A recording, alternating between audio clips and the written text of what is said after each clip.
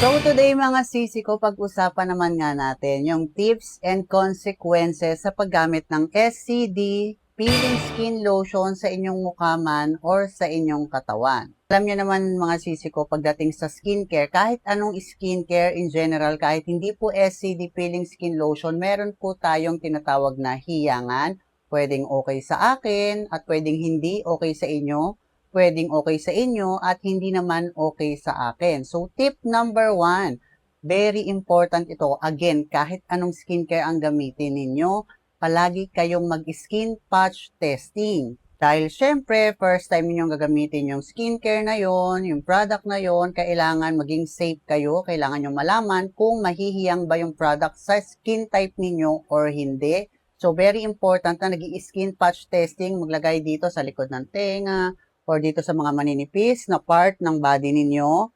And then within 24 hours, tingnan nyo kung magkakaroon kayo ng mga some skin irritation. So, i-research nyo na lang sa Google ha kung ano yung mga pwede nyo maramdaman kapag nakakaranas na nga kayo ng allergy. Kasi kung maaalala nyo, kahit na sa hipon, may mga taong allergy sa hipon, may mga tao na hindi. So, ganun lang din po pagdating sa skincare. Kaya kapag first time user, very important na nag-i-skin patch testing bago gumamit or sumubok ng kahit anong skincare in general. Tip number 2 mga sisi ko, syempre kapag kung, for example, mag-start na kayo ng application ng ating SCD Peeling Skin Lotion, palagi ninyong sundan at basahin yung mga instruction na indicated po sa product natin. So lahat po ng product natin, meron po yung mga instruction and guidelines kung paano siya tamang gamitin sa mukha man natin or sa ating katawan. Tip number 3 mga sisi ko, kung mag-i-start na kayo ng application, palagi kayong mag-start sa small amount lang. Huwag ninyong gayahin yung iba na nagti 3 times a day, lalo na sa mukha. Nagto 2 times a day, umaga at gabi sa mukha kapag nagmagamit ng SCD Peeling Skin Lotion. Hindi po yan advisable kasi syempre nga, paano kung matapang yung product, 2 times a day nyo, edi lalong nasunog, lalong mabilis na maluto, mabilis na magre-react yung product. So, kailangan konti-kontiin nyo lang yung process. Huwag kayong magmadali. Just follow the instruction. Apply small amount. Once a day, hanggang sa unti-unti na nga na mag-react yung product sa skin ninyo. Huwag po kayong magmamadali again.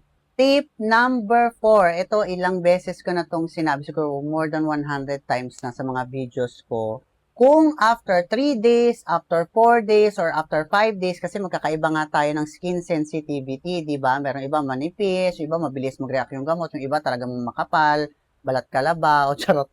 Basta, nakakaranas na kayo ng sobrang namumula na, sobrang nangangati na siya, sobrang mahapdi na, to the point na may nagkaka-rashes na, may nakakaranas na ng pagbubutlig kasi naluluto na yung product nyo, rejuvenating product kasi si SCD Peeling Skin Lotion. Kapag nakakaranas na kayo ng mga intense skin irritation, magpahinga muna kayo ng pag-a-apply ng SCD Peeling Skin Lotion. Marami ako nakikita sa inyo na kahit ang hapdi-hapdi na, ang sakit-sakit na ng mukha nila, nagbabalat na, nilalagyan pa rin. Tapos pag humapdi na, nagkasugat-sugat na, nagrashes na, isinisisi sa product. Mga madam ko, nasa sa kamay nyo po yung control ng product. Kung alam nyo na medyo mahapdi na, hindi na tolerable sa inyo, ipahinga muna ninyo, then iwas kayo muna sa kahit anong harsh product na especially merong whitening content.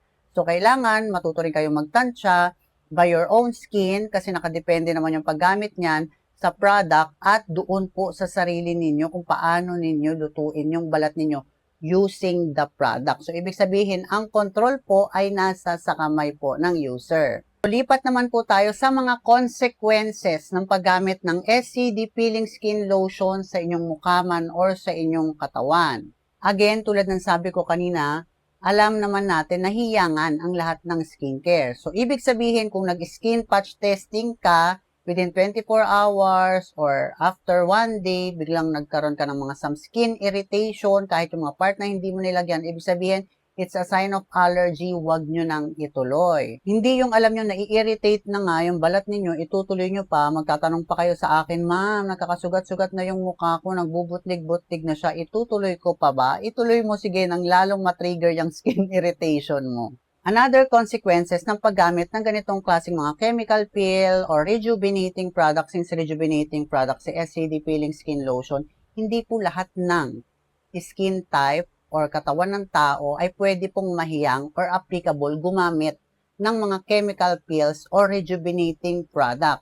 Dahil kapag gumamit ka ng chemical peel, rejuvenating product, meron tayong tinatawag na rejuvenating process. So, makikita nyo rin yan sa Google kung ayaw nyo maniwala sa akin, mag-self-research din kayo para meron din kayong sariling self-knowledge. So, ano ba yung mga rejuvenating process na pwede naming maranasan? Yung mga rejuvenating process nandyan, pinaka-famous yan. Pag gumamit kayo ng mga astringent, rejuvenating product, chemical peel, maunang-una ninyong mararanasan dyan ay yung redness. Kung ayaw nyo makaranas ng redness, huwag gagamit ng rejuvenating product. Nandyan din yung itching, kasi nga nagdadry yung skin ninyo. Habang nagdadry yung skin nyo, prone siya sa mga skin irritation, kaya ayan, medyo kumakati kasi nagdadry nga yung balat ninyo. So, pasok na natin yung drying. Siyempre, trabaho nila na i-dry nga yung balat ninyo para mag-peel siya. Pag hindi siya nag-dry, hindi siya magpipil. Kaya nga yung mga oily skin, di ba, micropeel lang yung nangyayari or yung iba, hindi nga nagpipil. Nandiyan din yung changes in skin color. Di ba pag naglagay ka ng rejuve sa mukha mo, para siyang namumula na nangingitim hanggang sa magbalat siya. Then pag nagbalat na siya, unti-unti, doon mo naman makikita yung resulta niya. Ipasok na rin natin yung stinging and scabbing. So yung akala mo parang bibitak-pitak na yung balat mo kasi nga 'di ba nagpi-flaky siya, nagda-dry siya. And also yung stinging, yung paghapdi, halos lahat naman ng rejuvenating product may paghapdi yan, lalo na nga pag nagbalat na siya kasi napalitan na yung balat ninyo. Kapag sobrang naluluto na siya, ilang araw ka na naglalagay, humahapdi talaga siya. Kaya nga sabi ko doon sa ating tips, kapag humahapdi na, pwedeng magpahinga. Sa skincare, meron din tayong tinatawag na skin purging. Yun naman yung parang naglalabasan yung mga tigyawat ninyo or kung may tigyawat man kayo na existing, naglagay kayo ng SCD Peeling Skin Lotion sa mga unang araw, unang linggo, napapansin nyo, lalo siyang parang nagagalit, namumula at namimintog kasi inilalabas niya yung dumi ng inyong mga pimples. Mabilis po nitong napapahinog yung mga pimples niyo para mailabas po yung dumi at nana nito sa loob. Kasi pag hindi po yung nailabas, matagal po yung gagaling at hindi nga po siya basta nguhupa. Another factor ng skin purging, syempre, since bago ka lang dun sa product, nag-a-adjust pa yung skin doon sa bagong skincare na gamit, kaya inilalabas na papaunti-unti yung dumi at nag-a-adjust pa rin yung skin nyo doon sa product. So, yun lang mga sisi ko. Hopefully nakatulong sa inyo ang video na ito. And again, sa mga first-time user, huwag kayong magmadali. Please follow these tips and consequences for your guidelines and safety use.